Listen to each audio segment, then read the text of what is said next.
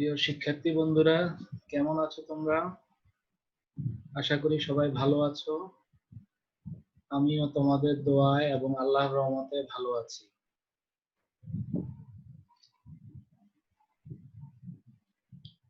তো আজকে আমরা যে ক্লাসটিতে অংশগ্রহণ করব, আমি সরাসরি সেই ক্লাসটিতে চলে যাচ্ছি। তো আজকের ক্লাসে তোমাদেরকে স্বাগতম।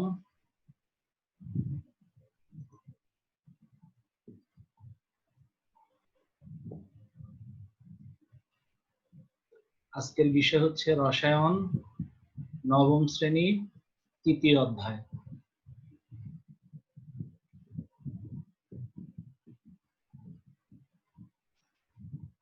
ছবিগুলো তোমরা খেয়াল করো। এখানে তোমরা দেখতে পাচ্ছ এই স্লাইডে তিনটি ছবি: সলিড, গ্যাস এবং লিকুইড। এবং তিনটা ছবিতে অণুগুলো কিভাবে আছে সেটা দেখতে পাচ্ছ তোমরা। এগুলো সবগুলোই হচ্ছে পদার্থ।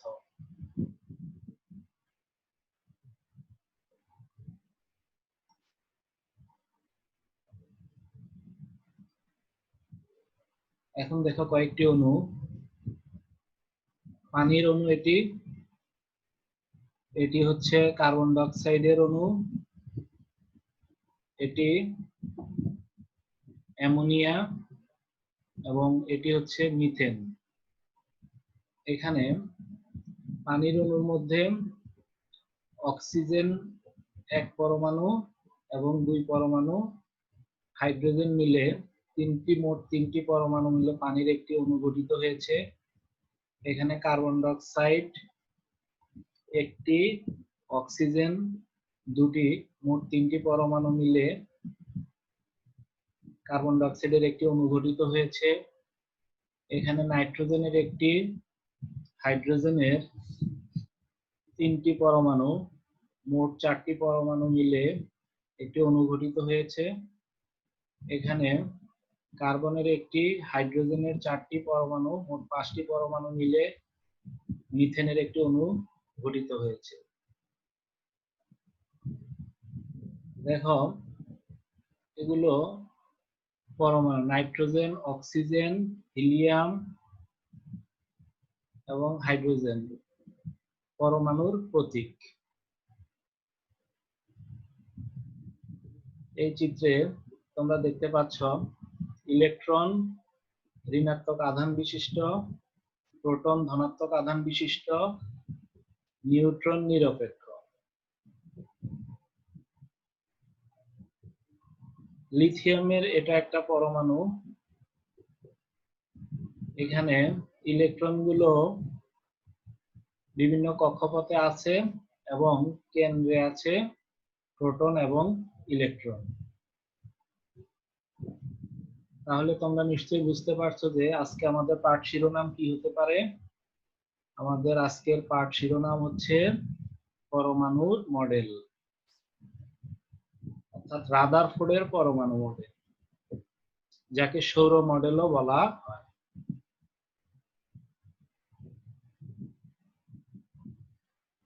আজকের পাঠ শেষে আমি আশা করব যে তোমরা এই শিখন ফলগুলো অর্জন করবে।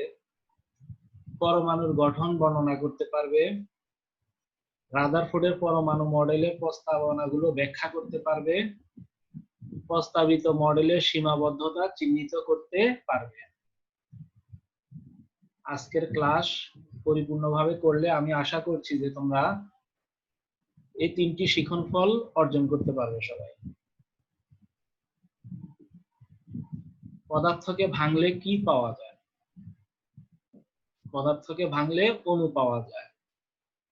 যেমন এটা NH3 অ্যামোনিয়ার একটা অণু। পদার্থকে ভাঙলে অণু পাওয়া যায়। অণুকে ভাঙলে আবার পরমাণু পাওয়া যায়। হাইড্রোজেনের একটা পরমাণু এখানে দেখানো হচ্ছে। এবং পরমাণুকে ভাঙলে ইলেকট্রন, প্রোটন, নিউট্রন পাওয়া যায়। ইলেকট্রন, প্রোটন, নিউট্রনের বাইরে আরো অনেক কিছু আছে, তবে ইলেকট্রন, প্রোটন, নিউট্রনটাই হলো স্থায়ী মৌলিক কণিকা। পরমাণুকে ভাঙলে ইলেকট্রন, প্রোটন এবং নিউট্রন পাওয়া যায়। এই চিত্রটি দেখো তো, এটি কিসের চিত্র? Helium nucleus. Helium nucleus. ইনি হচ্ছেন বিজ্ঞানী রাদারফোর্ড। বিজ্ঞানী রাদারফোর্ড, তিনি আলফা কণা সম্পর্কে ব্যাখ্যা প্রদান করেন।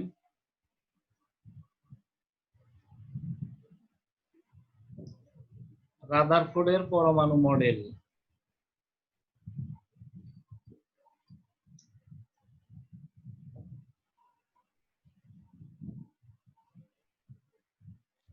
বিজ্ঞানী রাদারফোর্ড পরমাণু সম্পর্কে কি বলছে, তার প্রস্তাবনাগুলো কি ছিল? প্রস্তাবনা 1, পরমাণু কেন্দ্রস্থলে একটি ধনাত্মক আধান বিশিষ্ট ভারী বস্তু বিদ্যমান। ভারী বস্তুই পরমাণুর কেন্দ্র বা নিউক্লিয়াস। নিউক্লিয়াসে পরমাণুর ধনাত্মক আধান ও প্রায় সমস্ত ভর কেন্দ্রীভূত। বিজ্ঞানী রাদারফোর্ড পরমাণু সম্পর্কে প্রথমে যে কথাটি বলছে সেটি হচ্ছে পরমাণুর কেন্দ্রস্থলে একটি ধনাত্মক আধান বিশিষ্ট ভারী বস্তু বিদ্যমান। ভারী বস্তুই পরমাণুর কেন্দ্র বা নিউক্লিয়াস। নিউক্লিয়াসে পরমাণু ধনাত্মক আধান ও প্রায় সমস্ত ভর কেন্দ্রীভূত থাকে। যেমন এটা একটা নিউক্লিয়াস, এই পুরোটা একটা পরমাণু যদি আমরা ধরি, কেন্দ্রটা হচ্ছে নিউক্লিয়াস, যেখানে প্রোটন এবং নিউট্রন থাকে, আর ইলেকট্রন গুলো বিভিন্ন কক্ষপথে থাকে। নিউক্লিয়াস মাঝখানটা হচ্ছে নিউক্লিয়াস, আর ইলেকট্রন গুলো বিভিন্ন কক্ষপথে অবস্থান করে।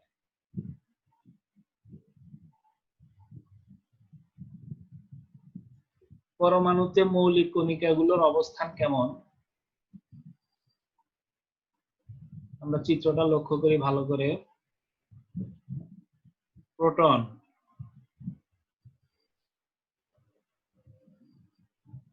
নিউট্রন, অর্থাৎ কেন্দ্রে, পরমাণুর কেন্দ্রে আছে প্রোটন এবং নিউট্রন। আর এগুলো হচ্ছে ইলেকট্রন। ইলেকট্রন কক্ষপথে অবস্থান করে, অনুমোদিত কক্ষপথ, বৃত্তাকার অনুমোদিত কক্ষপথে ইলেকট্রন গুলো অবস্থান করে। তাহলে পরমাণুর কেন্দ্রে আছে নিউট্রন এবং প্রোটন, এবং অনুমোদিত কক্ষপথে আছে ইলেকট্রন। অর্থাৎ পরমাণুর যে স্থায়ী মৌলিক কণিকা তিনটি, ইলেকট্রন, প্রোটন, নিউট্রন। ইলেকট্রনটা থাকবে পরমাণুর কেন্দ্রের বাহিরে কক্ষপথে, এবং প্রোটন এবং নিউট্রন থাকবে পরমাণুর কেন্দ্রে, যাকে আমরা বলবো নিউক্লিয়াস। তাহলে বিজ্ঞানী রাদারফোর্ড প্রস্তাবনা 2 বা দ্বিতীয় যে কথাটি বলছে সেটি হচ্ছে পরমাণু বিদ্যুৎ নিরপেক্ষ। পরমাণুটা হচ্ছে বিদ্যুৎ নিরপেক্ষ। নিউক্লিয়াসের ধনাত্মক আধানযুক্ত প্রোটন সংখ্যার সমান ঋণাত্মক আধানযুক্ত ইলেকট্রন পরমাণু নিউক্লিয়াসকে পরিবেষ্টন করে রাখে। অর্থাৎ বিদ্যুৎ নিরপেক্ষ এই জন্যই, নিউক্লিয়াসের ধনাত্মক আধান, নিউক্লিয়াস বা কেন্দ্রে ধনাত্মক আধানযুক্ত প্রোটন সংখ্যার সমান সংখ্যক ঋণাত্মক আধানযুক্ত ইলেকট্রন পরমাণু নিউক্লিয়াসকে পরিবেষ্টন করে রাখে। নিউক্লিয়াসের চারদিকে ইলেকট্রনের ঘূর্ণন। নিউক্লিয়াসের চারদিকে ইলেকট্রনের ঘূর্ণন, অর্থাৎ 3 নম্বর প্রস্তাবনায় তিনি বলেছেন, সৌরজগতের সূর্যের চারদিকে ঘূর্ণায়মান গ্রহসমূহের মতো পরমাণু ইলেকট্রনগুলো নিউক্লিয়াসের চারদিকে অবিরাম ঘুরছে। সৌরজগতে, অর্থাৎ রাদারফোর্ড বলছে আর কি, সৌরজগতে সূর্যের চারদিকে ঘূর্ণায়মান গ্রহসমূহের মতো পরমাণুর ইলেকট্রনগুলো নিউক্লিয়াসের চারদিকে অবিরাম ঘুরছে। অর্থাৎ তিনি সৌরজগতের সাথে তুলনা করছেন।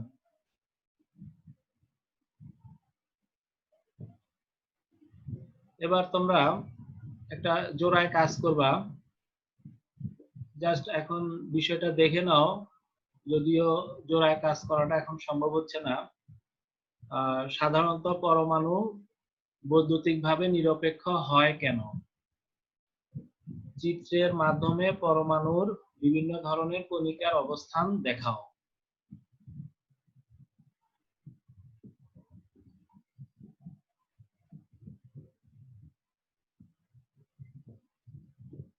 উত্তরটা মিলিয়ে নাও। যে চিত্রের মাধ্যমে পরমাণুর বিভিন্ন ধরনের কণিকা, ইলেকট্রন, প্রোটন এবং নিউট্রন এভাবে পরমাণুতে অবস্থান করে। অর্থাৎ প্রোটন এবং নিউট্রন কেন্দ্রে অবস্থান করে এবং ইলেকট্রনগুলো বিভিন্ন কক্ষপথে অবস্থান করে। এখন আসা যাক সীমাবদ্ধতা। রাদারফোর্ডের পরমাণু মডেল, আমরা এতক্ষণ পরমাণু মডেলে উল্লেখযোগ্য কি কি কথাগুলো ছিল সেগুলো জানলাম। এবার ওখানে কি ভুলভ্রান্তি আছে বা সীমাবদ্ধতাগুলো কি, পরবর্তীতে যেটা বিজ্ঞানীরা আবিষ্কার করছে সেই সীমাবদ্ধতাগুলো আমরা দেখি।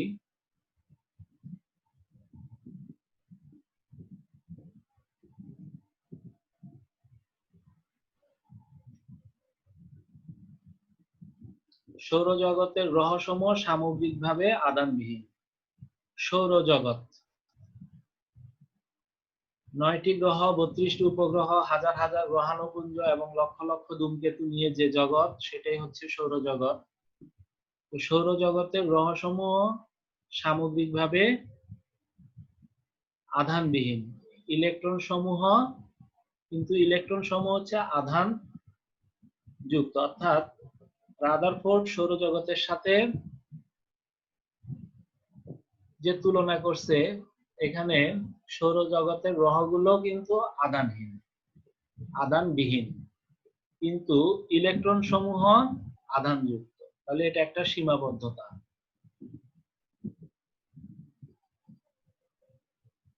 দ্বিতীয় সীমাবদ্ধতা, আধানযুক্ত বস্তু বৃত্তাকার পথে ঘুরতে থাকলে ক্রমাগত শক্তি বিকিরণ করবে এবং ইলেকট্রন সমূহ শক্তি হারাতে হারাতে নিউক্লিয়াসে প্রবেশ করবে।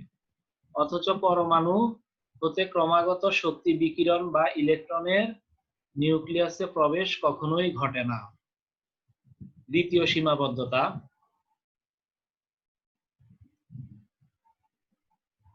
তৃতীয় সীমাবদ্ধতা, পরমাণুর বর্ণালী গঠনের কোনো সুস্পষ্ট ব্যাখ্যা রাদারফোর্ডের মডেলে পাওয়া যায়নি।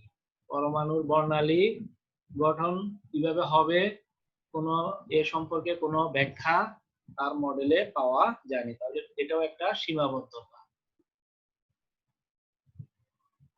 আবর্তনশীল ইলেকট্রনের কক্ষপথের আকার ও আকৃতি সম্বন্ধে কোনো ধারণা এ মডেল দিতে পারে না। আবর্তনশীল ইলেকট্রনের কক্ষপথের আকার ও আকৃতি সম্বন্ধে কোনো ধারণা এ মডেল দিতে পারে না। অধিক ইলেকট্রন বিশিষ্ট পরমাণুতে ইলেকট্রন কিভাবে পরিভ্রমণ করবে তারও কোনো ব্যাখ্যা এই মডেল দিতে পারেনি। রাদারফোর্ডের পরমাণু মডেল অধিক ইলেকট্রন বিশিষ্ট পরমাণুর ইলেকট্রনগুলো কিভাবে পরিভ্রমণ করে তার কোনো ব্যাখ্যা উল্লেখ করতে পারেনি। এবার তোমরা একটি দলগত কাজ করবে। দলগত কাজটি হচ্ছে এমন, রাদারফোর্ডের পরমাণু মডেলের প্রতিটি প্রস্তাবনা ভালোভাবে বিশ্লেষণ করো এবং কি কি সীমাবদ্ধতা পেলে তা লিখবে। তো এটা দলগত কাজ, যদিও এটা আমরা যদি এখন সরাসরি ক্লাসে থাকতাম তাহলে হয়তো করা সম্ভব হতো। এটা তোমরা নিজেরা করে নিবে।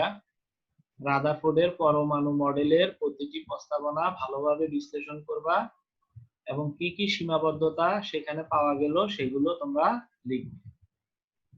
এবার আসো তোমাদের একটু মূল্যায়ন করি। রাদারফোর্ডের পরমাণু মডেলের ভিত্তি কি?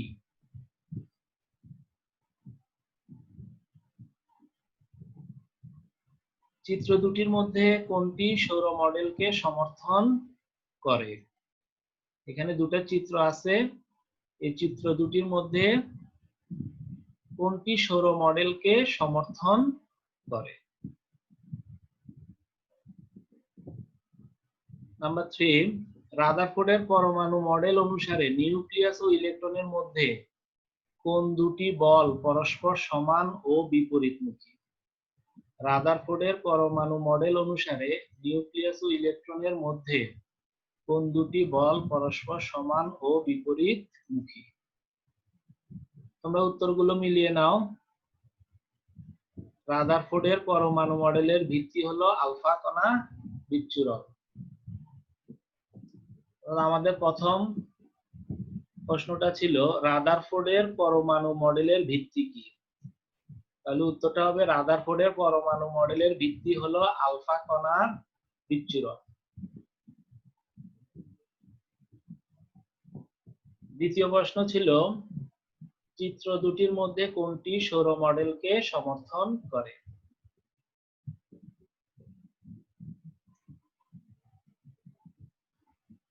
তাহলে 1 নম্বর চিত্রটি রাদারফোর্ডের পরমাণু গঠন সম্পর্কিত সৌর মডেলকে সমর্থন করে, অর্থাৎ এই চিত্রটি রাদারফোর্ডের সৌর মডেলকে সমর্থন করে।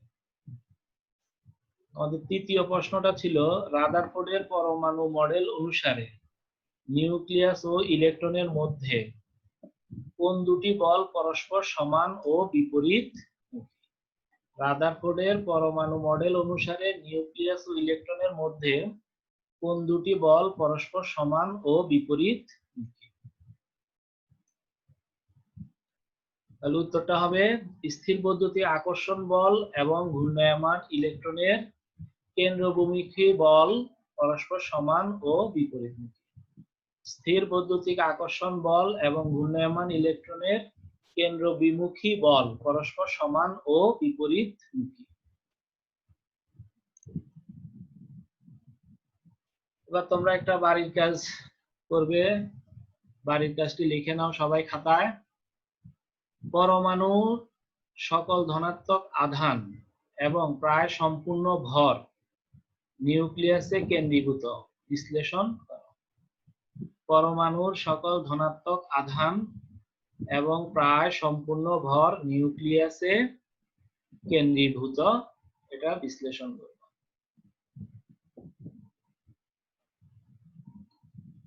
তো আজকে আমরা রাদারফোর্ডের পরমাণু মডেল, তোমাদের পাঠ্য বইয়ের 42 পৃষ্ঠার পরমাণু মডেল আর অন্যান্য বিজ্ঞানীদেরও মডেল আছে, তার মধ্যে আমরা আজকে রাদারফোর্ডের পরমাণু মডেল,